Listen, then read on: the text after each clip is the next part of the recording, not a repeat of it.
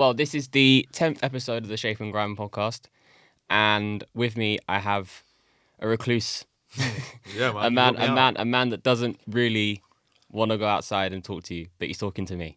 Zedz, Yeah. welcome to the podcast. Yeah, you got a bit of my time. How are you, first of all? Yeah, man. Not bad. Yourself? I'm good. Just off the back of watching the world's best QPR game in the world. Oof.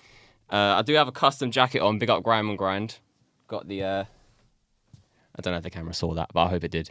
Jack Squared personalisation. I've done his event on Friday. Yeah. Thought I might as well rep. Come on. But we're here to talk about you. I'm here to talk about your career in sort of grime and the stuff you've done, because you've been very consistent over the last 3 years, and we've built a friendship over that, and doing man, your presses and all these things. Like It's gone fast, I've seen a lot of the journey. But firstly, I want to talk to you about sort of your early music influences and what they look like, and what the importance of music throughout your early years. Yeah, man. It's one of the first things. Music in general. My introduction to music is one of the first memories, the core memories that's really imprinted on my brain. I think I was raised on rock music and rap music, American stuff, 90s stuff. And I think the first sort of artists I can remember really sort of clinging to was, rap-wise, was Eminem, Dre, Snoop, the bait 90s ones. And then rock music, I was raised on a lot of 90s grunge music, stuff like Nirvana. Nirvana it always sticks out as the main one. But Pearl Jam, Alice in Chains, big bands like that. So I was raised on a lot of that. It wasn't until I was about I would have been about 11, maybe 10, 11 when I started hearing grime and stuff, and it was obviously a bit mad. I'd heard obviously before that Dizzy Rascal and stuff, tunes getting Bluetoothed around when I was a kid, but I didn't know of grime as a scene. And it weren't until I'm trying to think what track. It was probably around just after JME done Serious. It's probably around that time, maybe a year after that came out. And I think JME was sort of my introduction to grime. Okay. And then just went, and over the years sort of went back, looked at some older stuff, looked at some newer stuff, and then got onto, found who my favourites were as far as grime went, and that was sick. I'll never forget sort of clicking on YouTube link after the YouTube link, looking for who's this guy, and then finding out people who was in a crew who. It was sick, man. Yeah. So what did that do in terms of you wanting to make music? When did that kind of start, and what did that look like? Not till late. Not till very late. Not till very late. So I enjoyed music, and I made I did music in school and stuff like that. Yeah. But I didn't really have an interest in making my own stuff. I enjoyed other people's music, but I didn't get it. I was very good at sort of maths and English. Yeah. But the actual music side, things even basic things like counting bars in music, I was oh no, that's all beyond me. Do you know what I mean? Something proper simple. But when I was a kid, I was all I don't get all that. I don't get how they write and stuff like that. So writing music wasn't a thing to me until till late.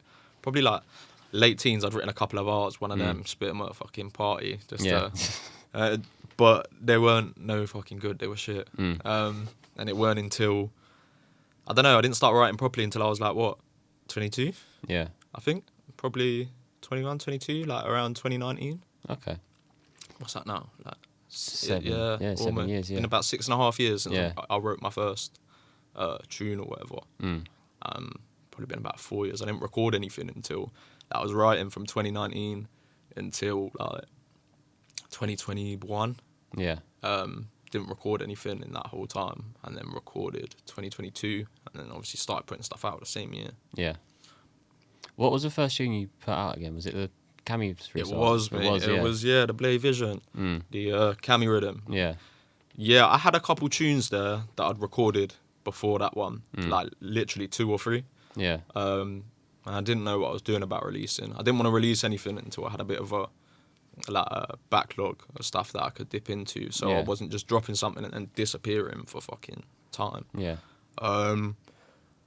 But I think I did the Cami rhythm because I was seeing more and more of them come out. Yeah. And so I thought, you know what, I'm gonna message, see if it's blessed to drop one, because why not? It's current, innit? Do you know what I mean? It was current at the time. It was a way to jump in, and I didn't have to think about what my first release was gonna be. It was, I'd do this as soon as I can get one done. Yeah. So got that one done, and then that was my first release. Yeah. So what from there did you have like a main sort of thought process of like, this is how I'm going to release stuff, or was it just I'm just going to see what happens? So a lot of my first batch of tunes that I wrote, some of them ended up coming out, some of them didn't. Yeah. Which is pretty standard. But yeah, when I wrote them, I was actually inside. I was in prison when I wrote a lot of them, just throughout 2021. And when I was in there, I remember thinking, right, I'm going to come out and I'm going to do the grime MC thing. I'm going to come out, I'm going to be smashing up sets and stuff like that. Do you know what I mean? Like, get myself out there. And then I came out and I remembered that I don't really like being out like that. Do you know what I mean? Yeah. I was locked up and I was thinking, I can't wait to get out there and stuff. And then I stopped being locked up and realised, wait, hold on, I don't want to be out there. I don't like being seen like that. Yeah. I don't like being the centre of attention. Do you know what I mean? Yeah. Like, doing something even like this is a bit, not mad, but like, It's different. Yeah. It will exhaust me. Like, I'll seem all right and present all right during this, but then once I leave here, bruv, I won't want to chat to no one for the rest of the night. Yeah. Like, I'm proper. Like, my social battery is very, very weak. Yeah. Exhausted easily. So yeah, I remember thinking. Sorry, back to the question. I remember thinking when I started came out that I was going to be doing this, that, and the other. And then I realised very quickly that I wasn't interested in a lot of that stuff, but I was still interested in making the music and putting it out, because there were people getting on to me, people that had heard the music, friends and stuff like that, future, people that I ended up going on to collaborate with that had heard them and were saying, get them out. Yeah. And then once I started dropping them, I didn't want to stop. Like, I had tunes there, and I don't see the point of sitting on stuff. I get it when people are sitting on it because they want to get the right music video, or they think it's time to if they drop a tune in a certain season, it's going to do better. I don't care about all of that shit. Yeah. Like, that's not something I think about. I'm not doing this for any other reason other than I love putting music out. Yeah. Do you know what I mean? I love writing music, so why leave it sat there? Like, gotta get it out. So if we go quickly back to you going inside, and did your motivation to write, was it, how different was it from before you went in to when you came out? Because obviously you say there was a big difference of whilst you were there, you were thinking, I'm going to go out, I'm going to do this. So, and then when you got out, it wasn't. Yeah, it was, man. It was so different. I started writing in 2019. Yeah. Which is actually the same time I got nixed for what I would end up going in for in 2021. Just took a little while to the court case, COVID, all of that shit. Like, it dragged on. Started writing around the same time. Wrote my first tune. Oh, it didn't come out, but wrote my first actual, like, start to finish. Oh, I've actually got a tune there rather than just a 16 bar or something. Yeah. Wrote my first tune like August 2019, and then went inside like January 2021. In that time, in between them 2 days, I was writing consistently, but I was learning still. Yeah. You know, like, I was still learning, getting to grips, and I kind of knew I was going inside. So I didn't really want to start dropping stuff. Yeah. And get someone to be dropping stuff for me, or try to get a phone in there and start dropping. Do you know what I mean? I didn't want to be messing about. I kind of wanted to just, if I was going inside, I wanted to go in and then come out. And if I still wanted to carry on writing stuff like that, and carry on doing music, then I'd just have a fresh you know what I mean? I'd come out and get it cracking from there. Yeah. So then, January rolled around. I went inside. First couple of weeks, I didn't really write anything. But then after 3 weeks, 4 weeks, I was working. Like, I was constantly writing. Big up my fucking cellmate as well, because he was so cool, bro. Like, he's like one of my best mates now. Like, we obviously met in there. But he was so, like, catering and understanding of I would be there writing bars till 4 a.m. So our, like, cell light never went off. Yeah.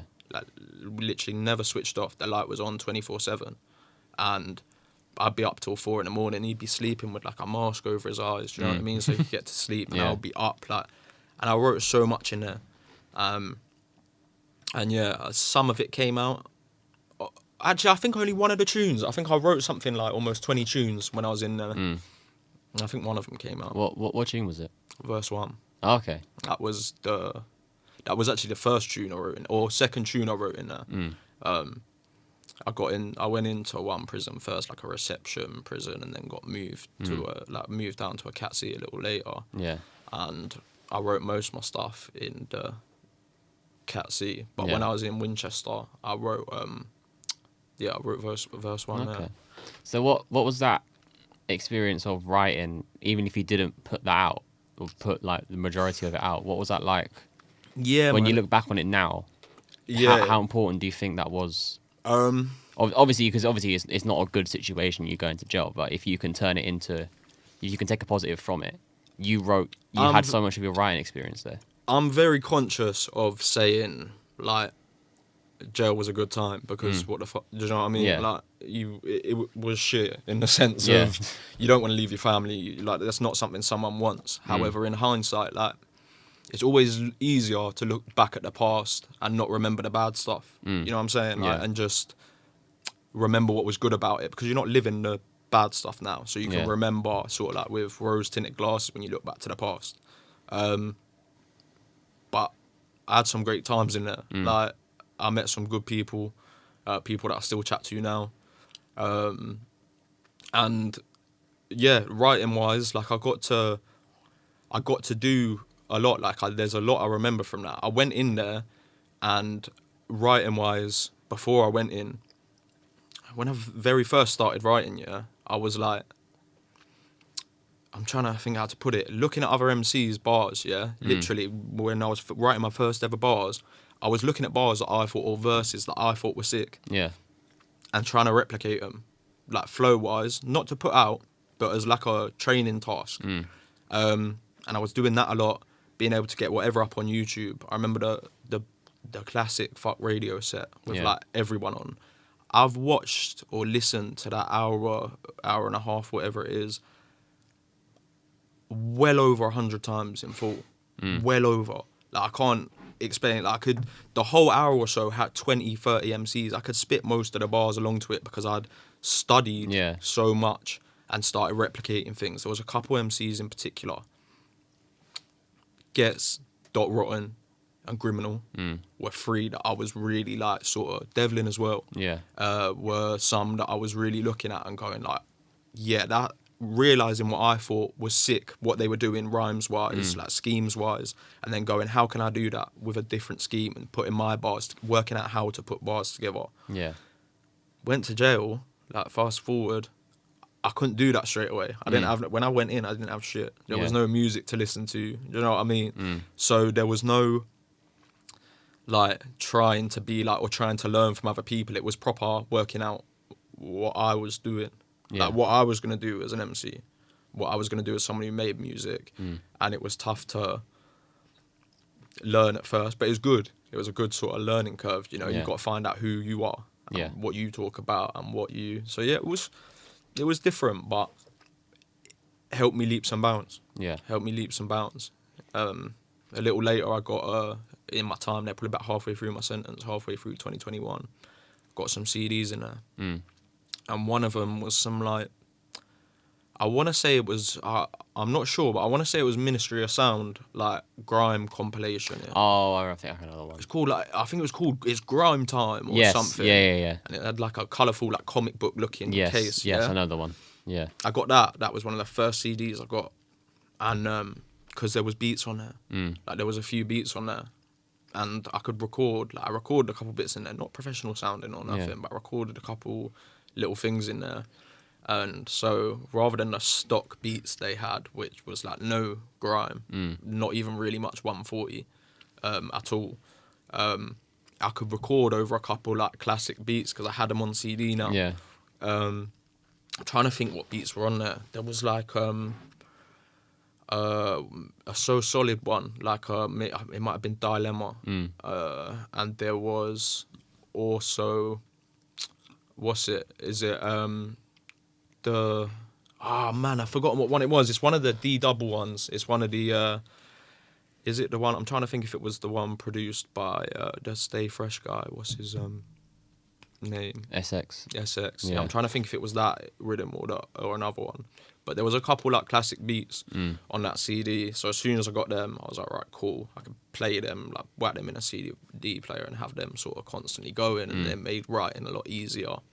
And I had a couple other CDs, like by MCs in there. Yeah. That I could sort of listen to, and do you know what I mean? Rejig inspiration wise and that. But yeah, it was crazy. A learning curve is what I'd call it. Okay. So we briefly spoke again on sort of your motivation for releasing music and how that sort of changed. So if you look at now and what you've been doing the last couple of years, what's been your driving factor for that compared to what you thought it might have been sort of at the start of your musical career or journey, so to speak? So, as I said, when I started, it was about, right, let's get the ball rolling. And then before I knew it, in the simplest way I can put it, the ball started rolling and I didn't want it to stop. Do you know what I mean? Like, in a release sense.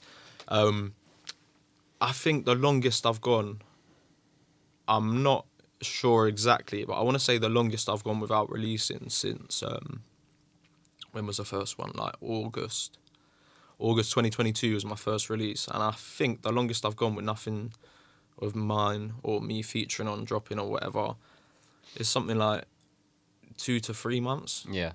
Maybe. And I remember during that time, I didn't like it. Like, I wanted, because I knew I had music there. So I was thinking, why am I not dropping stuff? And there was people telling me, like, I let a lot of people get in my ear with stuff when I first started making music. A lot of people saying, you're dropping too much. You shouldn't be dropping some stuff monthly and stuff like that. People saying you should just do it, like, even if you've got a lot of music there, just filter through the best ones a few at a time. And I was thinking, like, fuck that. Like, that's not something that I'm really interested in doing. I think where the motivation is different for different people, why they're doing music. Some people just want to be a star. Like, some people just want to be seen and want to be on stage and in front of the camera on TikTok and all of that stuff. Yeah. Zero interest in that, mate. Like, no interest at all. I just want to make music, and I do that on my own. Like, a lot of people were like, oh yeah, we should collab, link up and stuff. Even that, I find it hard to work around other people. Like, I'm easily distracted in that. Yeah. So I want to isolate, work on my own. But yeah, as far as the motivation for releasing goes, just because I can. Like, if there's music there, what good's it doing being heard by no one? Like, I might as well put it out. Yeah. So just kept putting stuff out, and now we're actually at the first time ever since I started that I've got, like, no more grime music. I say no more, a bit more, but no more grime projects that aren't sat there waiting for release. Like, I was looking at my latest one, Through the Motions, part 2 or 2. Listen to that. Yeah, what's it? I was checking through that the other day, and I clocked that the opening track on that, Laugh It Off, I recorded that in like January 2023. And it's come out in like April 2026. I want to stop stuff like that. Like, as much as I like that song and I think it fits on the project, etc., I I don't want to be sat on music for that long again. Yeah. Like, I want to get stuff out while it feels more relevant to me. Because there are things I'm talking about in some of these tracks, or like that track in particular. I remember, like, I mentioned something about like an ex-missus or whatever. I wrote that like a few years ago. Like, now it's really come out. It different, ain't yeah. really relevant to me now. Like, I couldn't care about some of these situations. Get a message from someone like, Yeah. "Oh, I hope you're good," and I'm like, "Bro, that was done with time ago. I'm blessed." Like, Yeah. but yeah, man, this is the first time where I've got no grime EPs just sat there waiting to go already. Yeah. I got a tune coming out, I believe, in the next couple weeks, produced by Greasy, Full Vision. He's putting that out. That's a 141, and there's a couple more that you'll see from producers with me on. Yeah. So LRD, Grindhouse, Supreme Kai's got a tune that I'm on. And Nifs has also got one or more than one that we've worked on together. So there's going to be tunes still over the next however many months where I've got grime releases that I'm on. But yeah, we're at the first time where I've got no plans currently for the next grime project. How does that feel? Like, you've been constantly recording, releasing, and then you're sort of working through a backlog. Yeah. How does that feel now where you don't sort of have to do that necessarily? You know, at first, it was sort of like, right, what am I doing then? But at first I thought, right, should I pack it in then? Like, do you know what I mean? It was a good little run. Said a bunch of stuff, and now I don't really have much more to say, so should I just stop for a bit until I got more to say? But then it weren't just grime music that I'd worked on. It was just grime music that I'd put out. Yeah. But there's other stuff there. Like, there's rap stuff that I've never put out any rap stuff yet. Yeah. But there's more than one rap project sort of ready to go. The first one will probably be out this summer, some point. Project or single? Project. Okay, interesting. I want to put out another. I hope, I'm going to say this so that I'm at more of a pressure to get it done. Yeah. I think I've dropped a couple, like, I've dropped obviously the project this year. I want to drop another 2 EPs at least this year. I want to get one out in the summer and then one towards the end of the year. Both different genres, or? I've got, so not finished, but everything I'm working on currently is a few different producers. I've got rap projects, just me and them. Yeah. So it'll be collaboration projects, me and LRD. Yeah. I've got a rap project. That one will probably be this summer. Me and Hit Point working on a rap project. Me and Grindhouse are also going to work on a rap project. And me and Tokyo Dub are working on something a lot faster. Something sort of 160, 170 BPM. So yeah, there's all kinds of different stuff, sort of branch out of there a bit, create different things. Because I didn't want to be pigeonholed in. I realised that I did a few years of making one genre. Yeah. But I think it was always like, I was always going to do other things. It would be silly to just create on one thing. Like, I find that crazy. I remember when I was a listener, I remember when I was first getting into grime and that, when other MCs would dip into other genres, I would be thinking, oh, what are they doing? Like, why aren't they just releasing grime? Yeah. But then you start making music and you get, like, why would you just stick to one speed or feeling or emotion? Like, it's silly.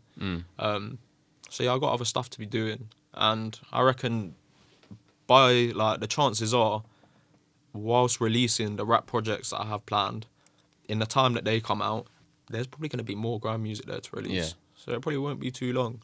It's all about the beats, mate. I need the rhythms. Like, I don't want to just, I've put out a lot now, and I don't want to just put stuff out to be putting stuff out. As much as I want to keep releasing, I don't want to release for releasing sake. Yeah. And dropping something just because I haven't in a while. Like, I want everything to be something I'm feeling, like, going forward. I don't want to have any doubts about anything I'm putting out. So yeah, I think I need to get the right sort of rhythms to get a project together. Yeah. What's the sort of difference in your approach to sort of tackling different genres? Is there one? Is there a way you look at it differently, or is it just it's just me on a different genre? I don't look at it different. Yeah, pretty much. I remember at first when I started putting some songs together, I had a slight thought of, shall I do the faceless thing? Like, shall I come up with sort of a alias or whatever and not put it out as Zedz music? And do something a bit different with it. But then I went against that because I realised people trying to convince me, a lot of the time I get friends, collaborators and stuff trying to sort of urge me on to do more getting out there wise, sets and shows and stuff like that. So they started telling me, oh, if you could put a mask on for the rap stuff, like, you'll be much easier doing that stuff. But putting a mask on or changing your outfit, like, that ain't going to change the way you feel about life. Do you know what I mean? Like, so, yeah, nah, done with that. Like, not something that I really considered for longer than 5 minutes. Yeah. And, yeah, I tackle it the same. Like, it's just Zedz on a different speed. Like, I just make music. Like, it don't matter what I'm making it to. If I hear the tune, I like how it sounds, or I like the speed, and I think I've got something I can say on that, and I say it. Yeah. I'm gonna open my eyes really wide so I don't look noticeably fucking. So you're right. I think they can only really see like that one side of your face. Yeah. If I had more money, I'd have 2 cameras and fucking. Bro, angles, bro. I can't be bothered with that though. That's just easy. Just chuck that in. I like auto sync. Done. I like the camera being there rather than in my fucking face. You feel like you gotta look at it all the time. Yeah, bro. When there's cameras, that's stuff I don't like. Do you know when I see these MCs on sets and that? Yeah, like I'm a paranoid guy, bro. Like, I can't help some things. Like, if there's cameras in the room, I'm always gonna be looking at it, bro. Yeah. Like, I'm always gonna end up fucking turning around and clocking it. I see people doing sets. I think, mate, how is no one just staring at the camera? Feels like someone's staring at me. I feel like when I do it, it's kind of out the way a little bit because I'm trying to capture as much as possible. Yeah, of the in one room thing. Yeah, I don't have the what's the word? Like I say, money or Yeah. time, even editing time. Like I want to get. If I'm filming a set next week with Gender. It's hard on your own, isn't it? Yeah, and I want to get it out straight away. I don't want to sit there editing. Gender's a legend. It's long. Yeah, my barber's one of his best mates. Mad. Yeah, that's how I got that connect. So that'd be good. I like because I'm DJing now as well. Yeah, that'd be sick. I feel like that I kind of had to take that one. I was like, I'm having this opportunity. There's a lot because I'll give people opportunities all the time, but I feel like that one, especially because my barber was saying to him, he's a sick DJ. And I was like, okay, I kind of have to do this one. People can't really as well, like people aren't very appreciative a lot of the time. Like, in an ideal world, yeah, when you give people opportunities and stuff and try and put people on, they will return the favour. But in the real world, a lot of people don't. Yeah. Like, so you find yourself, if you're someone that does favours for people, you find yourself, you will definitely do more favours than you will receive them. Yeah. You know what I'm saying? It's mad. Yeah. I mean, I will see after the album, innit? Because the album is basically me trying to get a lot of people either together or give people, like, chance to release music. We'll see what happens. But there are people that have given me opportunities. But again, you're right. You do a lot more. You do a lot more than you get back. You have to be willing. To be someone that gives, you have to know that is the way things work. Yeah. Otherwise, you'll find yourself fucking miserable. Yeah. All right. Well, that was a good. I record that whole conversation. I might actually use it. Anyway. A few moments later. There's one thing I feel like I should ask you because everybody watches this and be like, why doesn't he do my stuff? Oh, man. So I just thought I'd give you the opportunity to talk because you have really sort of spoken about it a lot on songs. Your music's very you. So you're going to speak about like why you don't really want to go outside. Because sometimes I think people look at it as like, oh, this is a scene where everyone's together and everyone does this and does that. And then you have made a lot of music, done well with what you've made. But you just don't really want to go out. I'll let you take the floor on this. I could be further. I get Yeah. that. I get that from people a lot. But problem is I don't really want to be. Yeah. As in the sense of, I said it earlier, like, I don't have too much interest in being the main character, the focal point, center of attention. It's not for me. I much prefer just dropping tunes from afar. Yeah. And one thing I will say that I find mad that came to mind when you said about me talking about it on my tunes. Yeah. There's a lot of the people that have said to me stuff like, why don't you come and do my sets? Why don't you have, I'll have you on, why don't you come through and do that? If you were listening to the tunes, like, surely you know. Do you know what I'm saying? Yeah. Like, people are telling me, and if you're not listening to the tunes, why do you want me there? So I've spoke about stuff like extensively, like especially over the little 2-part EP or whatever. I wanted to get into music, or making music, because it felt like something I actually had passion for and wanted to do. I know you said it's a very everyone together outside. Yeah. Being up there with them, I have zero passion for. Yeah. Like, I don't want to be part of any of the cliques or, like, groups that form in the scene. Like, I don't have any really ill feeling towards anyone. I don't know them. Yeah. But I don't let people in easy, and I don't really like just... A lot of people are friends or cool on camera and then they don't really talk or whatever. I can't do that, man. Yeah. Like, I can't... I do this with you because we chat. Yeah. Do you know what I mean? I did the BBC one. To be fair, I done myself dirty on the BBC one. When we was there last summer. Yeah. When we was there, they asked me about going out doing more and that. And I should have said all the stuff I'm about to say, like I've just said, and say on my tunes. But I froze. Yeah. I could tell. It was crazy. But I think as well that was such a daunting experience for you, I think. Because it's the BBC, bruv. Like, Bro, you're on an interview. I'm glad that weren't Yeah. filmed, mate. Because if you think I look pale now, you should have seen me on that day, boy. I'll be so real. Like, Yeah. I'm not one of them, like, nah, yeah, I ain't going to fake it. Do you know what I mean? I went up there. I got told about going there on the day. Like, it was all very I short remember. notice, Yeah. if you remember. It was mad. But they belled me and said, is there any chance? No stress, if not, we can do it another day. But any chance you can get here tonight? And I weren't going to miss out on it. So I said, like, even if me going up there, this is what I said to myself, even if I only go there once and I hate it and I don't want to do no interviews or nothing like that again, at least I can say I did it. Yeah. You know what I mean? I don't want to be saying later on, I got the call to do it, but I never did it. I want to be able to say that I did it. So I did that. But yeah, that was, I think you said it yourself, daunting. Yeah. Like, that was, I remember when I got there, bro, I felt mad, like, anxious. It's crazy, because anxious about what? Like, but I think it's the fear of the unknown a lot of the time. I was like, the moment I got in there, like, people that have watched or listened to it rather said to me, oh, you didn't sound nervous at all. Like, came across well speaking. It's because when I got in there, I realised, oh, look, I'm just having a chat. Yeah. But it was still...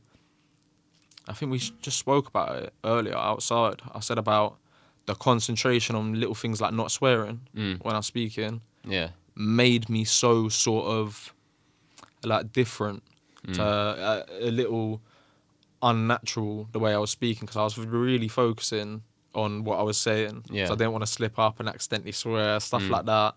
Like, so I was proper focusing on what I was saying, but then at the same time, like, I was sat across from a legend. Like, I was sat across from Cyan Anderson for like the first time. Like, and we're chatting like Paddy, do you know what I mean? Like, it was weird and surreal. So when I was asked all of a sudden, like, how come you're not out there more? It was very, I know, I've got to just get to that, and like, I was being very sort of, I think I was saying what I felt was wanted to be heard. Yeah. Do you know what I mean? And as soon as I left there, I had a couple messages saying, like, you're going to get out there more than that. And I was like, no, fuck no. I just said that. Like, I don't know why I said that. Yeah. But nah, like, I don't have too much. The things that I really wanted to do when I started writing music, a lot of them I've done. I'm not saying, oh, yeah, I've done everything. I've done fuck all in the grand scheme of things to other people. Yeah. But the things that I actually wanted to do, I had a little like mental checklist. Do you know what I mean? Of sort of things that I had, a list of things that I wanted to do, and I would say that a lot of them, like half of them or whatever, I've managed to do quite quickly. Yeah. So the stuff that people that listen to me or people that know my stuff want to see me do ain't really that ain't something I'm passionate about. But you think that's just because people say, oh, you should do a set because everyone does a set? You're kind of like the outlier in that regard. Yeah, I don't really care what everyone else is doing. Yeah. Not in a sort of like, oh, I'm not watching. Like if I feel someone's stuff, then I'm checking for them. Like there are MCs doing stuff right now that are also doing sets that I am listening to. I don't watch sets, I'll be honest. I don't listen to sets. Obviously I used to. Yeah. Like coming up, I listen to sets all the time. But since I started making music myself, I think I didn't really, like I stopped wanting to listen to sets as much because when I don't listen to as much music now, or I do listen to as much music, but I don't listen to as much grime music now as when I didn't make grime music. Do you know what I'm saying? Like the moment I started making my own music, I stopped listening to grime as much. Is that conscious or that just happened because it just of? happened. Like you think I'm listening? I write a lot of music, so I'm listening to grime beats a lot. Yeah.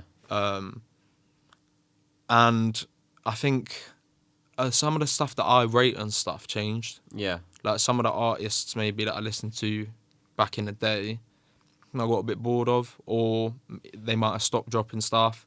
And then as far as finding new MCs goes, a lot of them ain't really dropping music. Do you know what I mean? Like they do a lot of sets and shows and stuff, but I see some people like they've been about like 5 years and they got like 10 tunes. That's what I've been talking about a lot this year with people, especially like the new generation. There are a couple people like N3 are on it. He's supposed to put his project out, but like that's kind of why the album thing is a thing, because we need more like physical something there. That's your tune. You have that. Yeah. This is like a set is bars from Advertising. Yeah, a set is promo in my eyes, because when I have you're selling yourself. You've got when you're on the mic. Yeah. That's your time to go get people to check for you. Go check your other stuff. Yeah. Why are you doing all the set time if there's nothing for people to go and check? But at the same time, I get that where my passion or what I enjoy is writing music, someone else's might just be doing the sets, bro. Yeah. Do you know what I mean? They might feel... I think that's an important part of it as well. I think maybe because there is a discussion around this. I think people... Sometimes it doesn't always have to be to do this, to get to this, to get to this. It doesn't have to be a step-by-step plan of something you want. Grime doesn't have to always be like that. No. I think it's important to have your own songs out, mainly because if I look at it from my perspective, all the sets, all the podcasts or interviews or freestyles, whatever, like that, at the end of the day, there's people appearing on my channel that comes back to my content. You're on it, and I couldn't do it without artists, DJs, whatever. But where is the stuff where they go, oh, with that he's tagged in that, that's him on that video, that's cool. What does he have? And then that goes back to you. So then something can always go back to you, and that's what I want people to see. That will never be an issue with you because you've got so many songs out. But you've already got more songs out than some artists that are at a similar level in terms of how long they've been around, how much they've been on the set. You've probably got more songs out than multiple people combined. Which I think is another reason why people that do check for my stuff, listen to me or whatever, I think is one of the reasons why people are saying, go do sets and stuff, get yourself out there more. But not everyone wants the same thing, man. Yeah. Like, what you think is good for someone, they might not be interested in. Yeah. Do you know what I mean? Like, that goes in so many, like, walks of life or whatever. You might think, oh, this is the right path for them. But you can't figure out the right path for yourself. Yeah. Do you know what I'm saying? It's a lot easier to see what you think is the easy way for someone to do something. Yeah. But mate, yeah, I would struggle, like personally, to be out there like some of these, like even though I'm not watching a lot of the sets or whatever. It's not because I'm not listening. Like a lot of these people that are doing sets a lot, if they got tunes, I'm listening to their tunes a lot. But to be honest with you, I don't like watching sets where there's like fucking 7 man or something. Yeah. And I only rate like 3 of them, like lyrically or bars wise. I don't want to spend the time I am listening to music of other people skipping through bits. Do you know what I mean? So the sets I've listened to in the last few years have been solo ones, to be honest. Yeah. Like if someone I like is on a solo set, then I might check it out. Yeah. But I don't really like when I check for someone and they've only got a couple tunes out. I am proper like, oh, man. Do you know what I mean? And I do keep checking for them and hoping they'll release more. But yeah, as I said, I don't know what they want. Do you know what I mean? Like they might just love doing the live thing. I was speaking to someone recently who used to MC, and these days he does like comedy. Yeah. And what's it? I was chatting to him, and he said about it that he was complete opposite of me. He loved doing sets. He loved going to like radio and doing like grime sets. Yeah. Didn't like the tunes. Didn't like putting tunes out. Didn't like making tunes. He just preferred having bars to just come out and spit. You know what I mean? Yeah. Which is a complete opposite of me, but it showed me that there are people that are on sets a lot that don't have many tunes out. That could be the reason. Like they don't really care for the. Care. Yeah. Yeah. You see all the time, bro. Like you see, it's been a debate for literally like I don't know, more than 10 years. I've seen for time people saying like, oh, there's not enough good grime projects or grime albums. You know what I mean? And when people talk about the great grime albums, they're like 20 years old. Yeah. Like the majority of them. The ones that come up straight away, if you ask people what their favourite grime project or best grime project or album is, the first ones they're saying usually, off the top of my head, are Boy in the Corner and Home Sweet Home. Yeah. And they're both like 20 years old, over 20 years old. Yeah. So there's definitely a conversation to be had about why that is. Yeah. But I probably ain't the person to have it with. Do you know what I mean? I don't. It's interesting though because I don't know if you look at the last, let's say the last 5 years, right? What is really standing out as a like your like proper blueprint moment of like that's a historic song or project? I think Cammy Rhythm is probably the last thing that's really sort of stamped its authority as like this is a moment in grime because that's what about Robbie Williams? Robbie Williams spitting bars. You not see that? I have, but what? That was a big moment, man. It's cool. It's cool. To be fair, that song is it it's cool for the casual audience. I don't really care for it, but No. like he had a couple really good bars though. I won't lie. He did it again, didn't he? He done another one. I don't know. I think he did more than one verse. Yeah, I've definitely seen a couple verses. Because he brought him out on. He did a show at Arsenal, didn't he? Mad. And he brought him out as well. Mad. But like, I even feel like that's like a flash in the pan type thing. Yeah. That's not like I was messing. I know you were, but but people are gonna be like, oh, well, that was sick. It's like, yeah, it went viral on TikTok. Yeah, I don't watch for all that stuff. Like, I don't. I think the last grime album that really sort of held is Godfather, Wiley's album, and that's even been taken off bloody streaming for God's sake. I know. Like, that's probably the last one because it charted in like the top 10, and if you care about that, but like it had every single person on the scene together. Obviously, now what's come to mind is Wiley and Dizzy doing Mac 10's thing. That's probably yeah. But that's a set. That's not a. It was a moment. If they make a song together, that will probably be the thing. Yeah, off the top of my head, I can't think.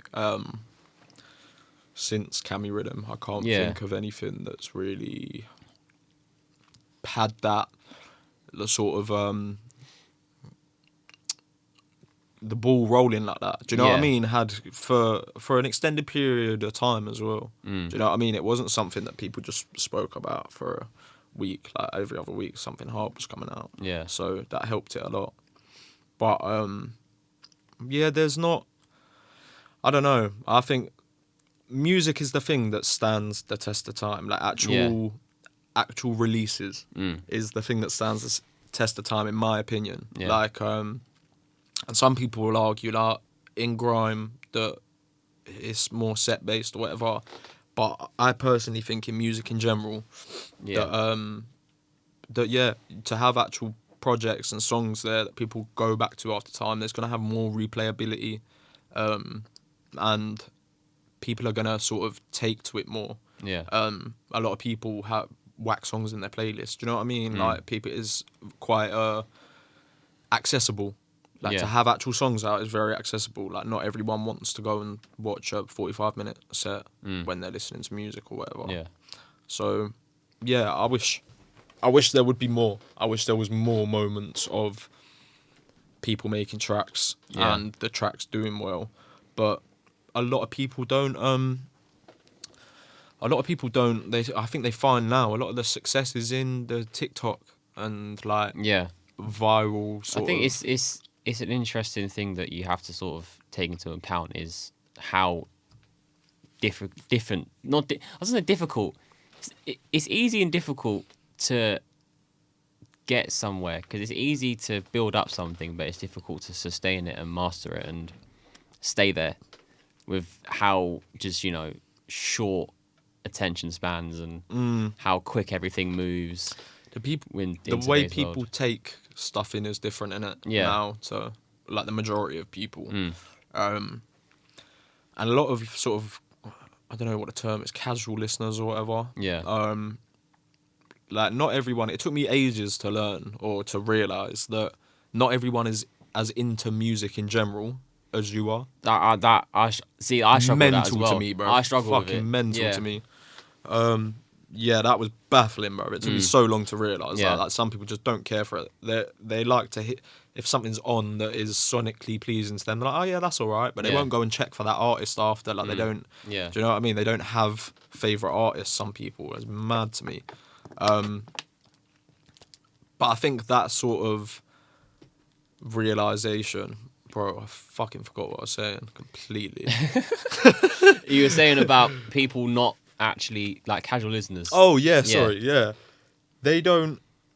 A viral moment or whatever is something they can see because they're already on social media. Yeah. Like 2 minutes before seeing this song or 2 seconds before seeing this new viral bit of a song they liked, they were watching a video of a cat or something. Do you know what I mean? Yeah. Like, they're not sitting there going, I want to hear some music right now. So it pops up to them when they might not even know they were looking for music. Yeah. So, which is great for the artist, which is obviously why it goes on there and stuff.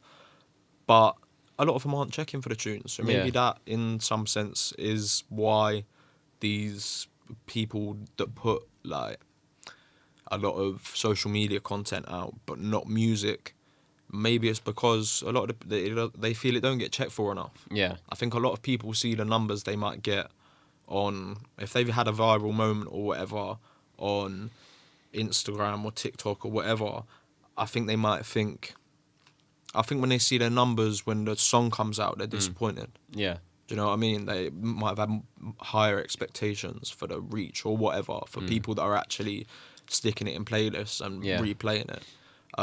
So that, again, that could be another reason why people ain't as keen to put actual songs out, because it costs money in it. Like, you got to record.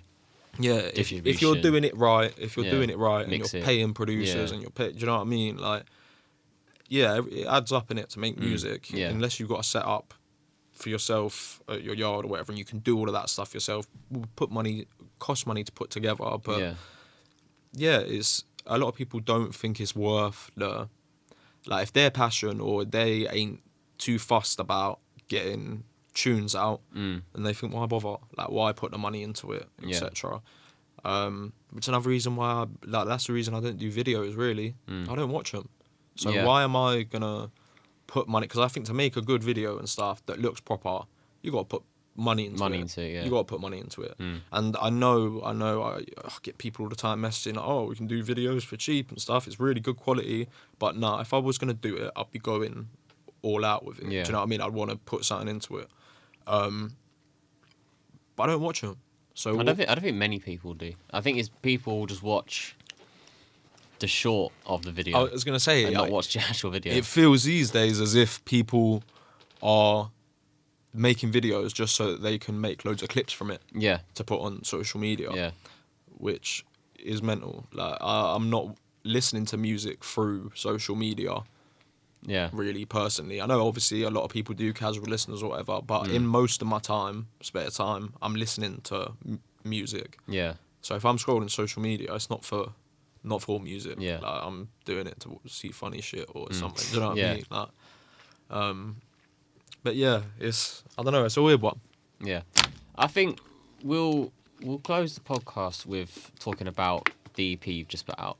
And I know we've briefly spoken on it being your last grime project you've recorded and all that stuff. Yeah. But in terms of the process of making both parts of the EP, of both parts of...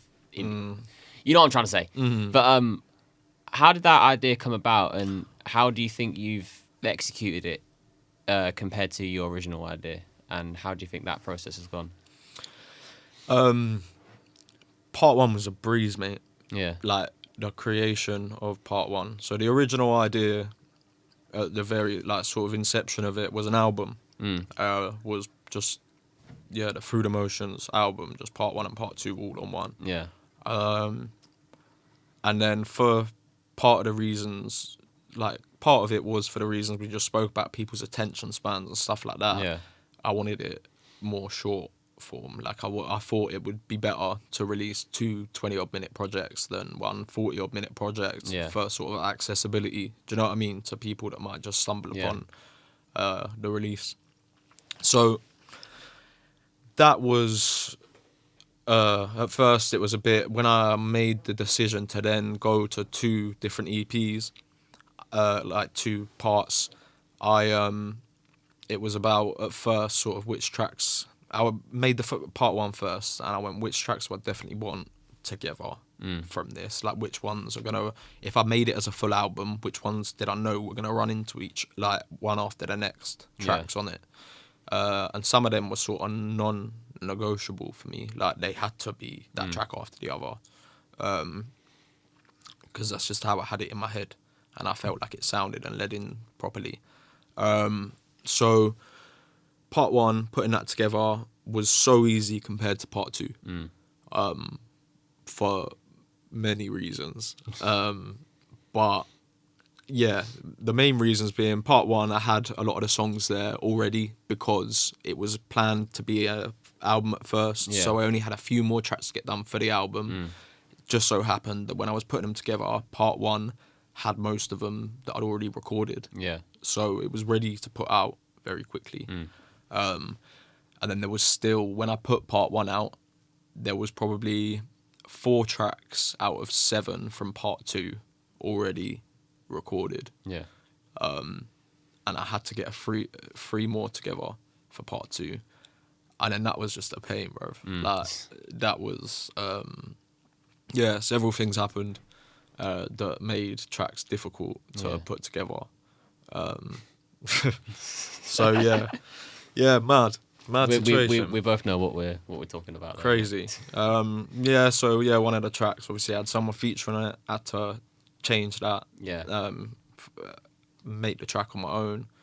So I had to change that sort of last minute, which I wanted to get the EP out a bit earlier originally, but it had to. Everything got pushed slightly back, not by long, by like a month or something, because sort of January time I had to change a few things about it. And then there was another track, Back and Forth, which I had a couple different ideas for at first. Yeah. The way I wanted the tune to play out. At first, I was considering getting more MCs on it. Like, I had the relay on part one, which had 7 MCs other than myself on. Yeah. And I wanted to do something similar for part 2 because I had the relay on part 1. I wanted to do back and forth, or it wasn't going to be called that originally, but it was going to have less verses from myself on and have more MCs on. Yeah. But I thought, done that already with the first part, do something different. And then it was about selecting which MCs I actually, if I was only going to have a couple on it, which ones I wanted to put on it. And that took me a little bit. I messaged, or I considered messaging. I had a list of people, and I went over that list for so long of who I wanted on it and which I thought would be right for that rhythm. You know what I'm saying? So things like that took me longer than expected to get together. Yeah. So yeah, that actually was the only bit of stress of the whole thing. Like putting part 1 together. Once I made the decision to put part 1 and 2 together, it was I had dates in mind, like quick. I wanted to get it all done in the space of a year. Yeah. So I got part 1 out in May last year, and then part 2 April this year. Putting it together was sick. Like I worked with some sick people on it. Yeah. On part 2, I've got a couple of the MCs that featured on the 2 MCs that featured on Back and Forth on part 2.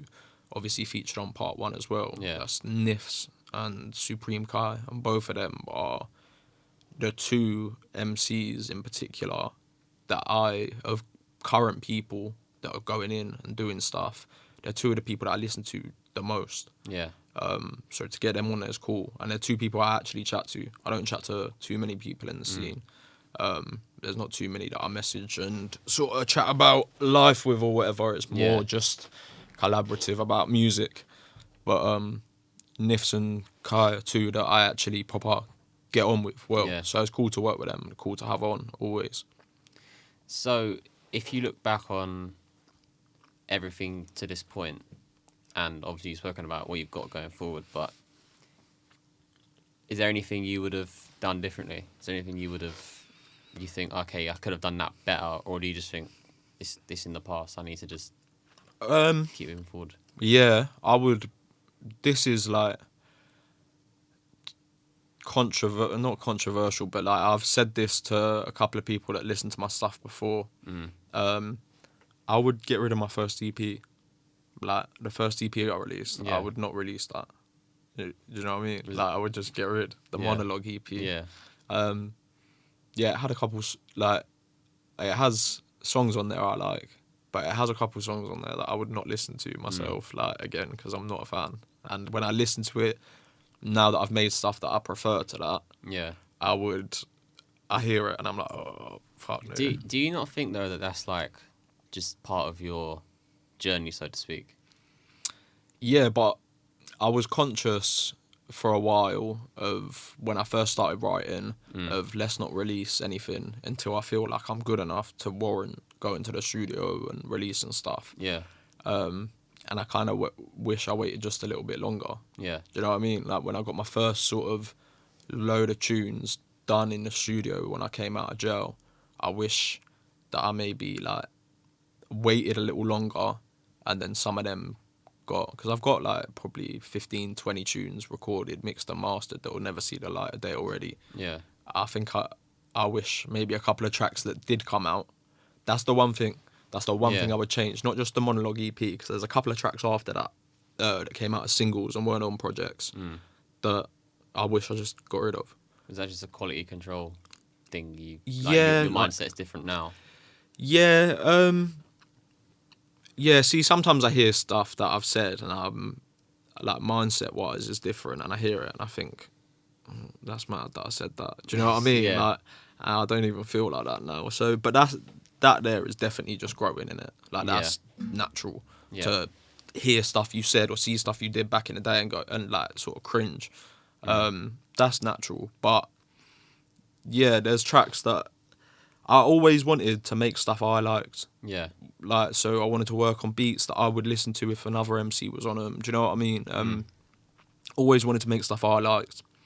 So when my own songs come on, I want to be able to go, I'll keep it on. Like, I don't want to be skipping my own tunes all the time. Like, and there's some tunes that I would not listen to of myself. Yeah. Why I released them, I think maybe back then, when I started releasing stuff, I was like, oh, I just got to drop tunes now. What tunes haven't I dropped? And yeah, I wish maybe I got cut a few of them. Yeah. Like there's probably 3 or 4 tunes that I wish I didn't drop. Yeah. But fuck it. It's life, innit? Yeah. That Do is- you know what I mean? think as well, like, it's an interesting question to ask people because obviously you can look back in hindsight, but then at the same time, like, would you've got to where you are now of your mindset and where you are now of your approach to music? Yeah, if you man, didn't you- just do that anyway. You gotta like make misses to Yeah. get sighters sometimes. You know what I mean? To Yeah. see where you're going and to see what the right thing is. Yeah. So as much as I wish I would have sat on the tunes a little longer and thought about them, yeah, I'm glad that I can now identify why I don't like them tunes because I know exactly why it is for each tune. Yeah. A couple of them, I think, like the bars were weaker than they should have been. Do you know what I Yeah. mean? And like it was early stuff that I put out, and then a couple of them, the rhythm was fine, but I shouldn't have been spitting on. Do you know what I mean? Like I hear now, and I think that beat weren't for me. Like it didn't complement me as a rapper or whatever very well. So that's something I'd change. And I'm trying to think if there was anything else that I would like. I would probably I wouldn't change. In an ideal world, yeah, I would be more receptive to some of the opportunities I've been presented because I've obviously rejected things I probably should have accepted, or most people would have accepted. Invites to certain places, certain rooms that other MCs would be glad to be in. Yeah. That I've said no to being in because I'm a bit. Well, not a bit. I'm very sort of standoffish and isolated. In an ideal world, that would maybe be different, and I'd see how far things could go. But I just got to go with how Comfortable you are. how life actually is. Yeah. Do you know what I mean? Yeah. We ain't always in an ideal world. So, yeah, man, I just keep doing what I know and what feels good to do, and see what happens from there. Really, man. Yeah.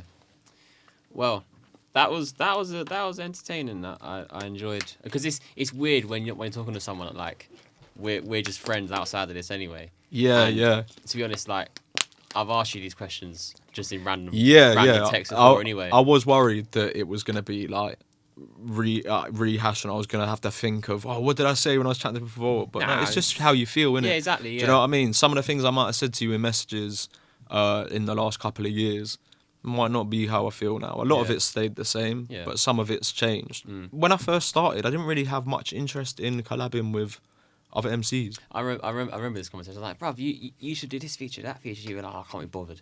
And now I feel like you found where your pocket is of that. Who I want to work with. Yeah. Yeah, man. Yeah. You got to say no sometimes, innit? Yeah, of course. I've learnt that as well. Yeah. I've learnt, like, there's things that I've done.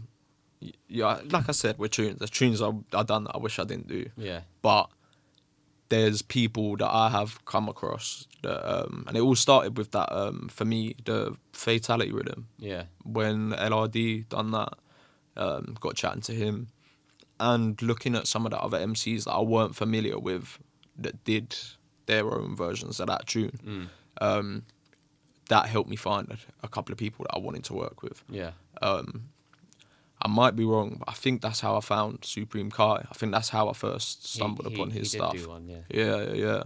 And I went and checked, and he actually has tunes and projects and stuff. Yeah. Same with Nifts, like I mentioned. Like I listen to them a lot because they got stuff to go and listen to. Yeah. But yeah, LRD, Grindhouse, people like that have put me onto other MCs and said, you should work with this person. Some of them I'll go check and I think maybe we wouldn't work together too well. But some of them I'm like, yeah, that would work. And that's how the relay came about. Yeah. Grindhouse put me onto Foxy. Yeah. So I reached out to Foxy for a verse. I think I already had verses. I'd reached out to Foxy, Nifts, RGG Tech. I think that was it. Yeah. And I had a couple of other people that didn't end up on the tune in mind. That they didn't end up jumping on. I didn't end up getting them on. Yeah. Because Foxy was in the studio doing his verse and he had a few people roll with him. Yeah. And they were all feeling the tune and said, yeah, we'll all record verses as well, innit? And Foxy was like, if you don't like any of them, it's cool. Like, if you don't want the verse on the tune, whatever. But it was like fucking, who was there? There was Foxy, Jinnel, Don Deadly, Yeah. and Rage from Sludem. Yeah. And yeah, they all went hard. So just from that, obviously Foxy sent me, like, I didn't even have contact with none of them before that day. Yeah. And then Foxy sent me them verses, and then yeah, I got chatting to some of them people just through that. Do you know what I mean? So even without going there, you know, I've only met one MC. I've met people like before I was making music at events or whatever.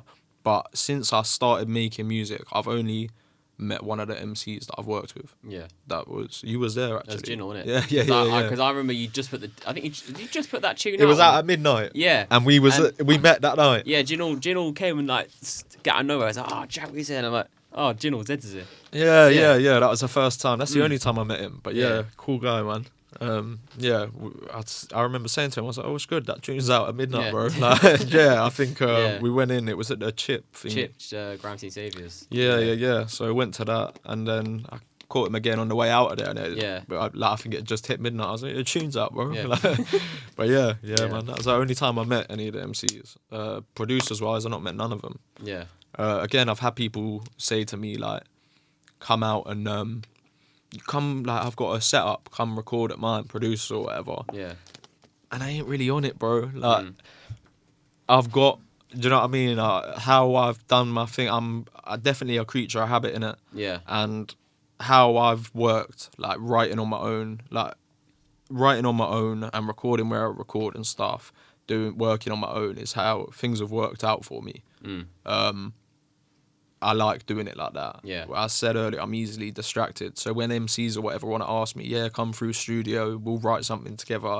That ain't really for me, bro. Yeah. Like, send me the beat. Let me do it in my time. And I'll send you the beat back. And it won't be long. And it'll be sick. And you'll be happy with it. But don't be asking. Like, I don't really want to roll through to the fucking... I got to do... You do have the hat on for it. Yeah, no. The no hat. You got, you know, yeah, man. It's just, a lot of people know. There's a lot of people that like to say yes, jump to the yes in life. I'm very opposite to that. I'm straight to the no, bro. Straight to the no. If I don't feel the vibe is right or something straight away, like if I'm not feeling something, then I won't. Maybe it's to my detriment. I won't just try it because a lot of the time I'd rather not try something than have a bad experience. Do you know what I mean? So a lot of the time, man, I'm straight to the no. Hence the hat. Well, I think it'd be a good way to end the podcast to tell you that it's 1-0 Sunderland. Yeah, Tottenham are going down. The away day next year will be amazing. We're talking about football on podcast. I don't know why. Is Van der Ven playing? Yeah, he was, but get him off. They took off Romero because he got injured apparently. That's according to FootMob. Man, shit. Yeah, they are. Tottenham are shit. Do you want to do the away day next year if I can get tickets? Oh, mate, if they go down, I still can't see it. It mathematically, feels wrong, yeah. Do you know what I mean? Like, mathematically and stuff, of course, it looks like they're probably going to go down. Yeah. Or they definitely could, but I still don't see it. I still don't see them going down before, do you know what I mean? Like a West Ham or a Forest or something like that, because it just feels wrong. They'll be ruined, mate. If Tottenham don't come straight back up, they'll be ruined. They probably will, but I don't think it'll be as easy as everyone says it is. If they didn't manage, if by some reason they don't come straight back up, they will be in ruins, bro. Surely, financially. They're going to find everything. They'll be done. Yeah, it'll be terrible. I'm guaranteed. They're Spurs as well. They ain't going to have like relegation clauses in their players' contracts. Yeah, exciting time. Shapin Football Podcast. Come on.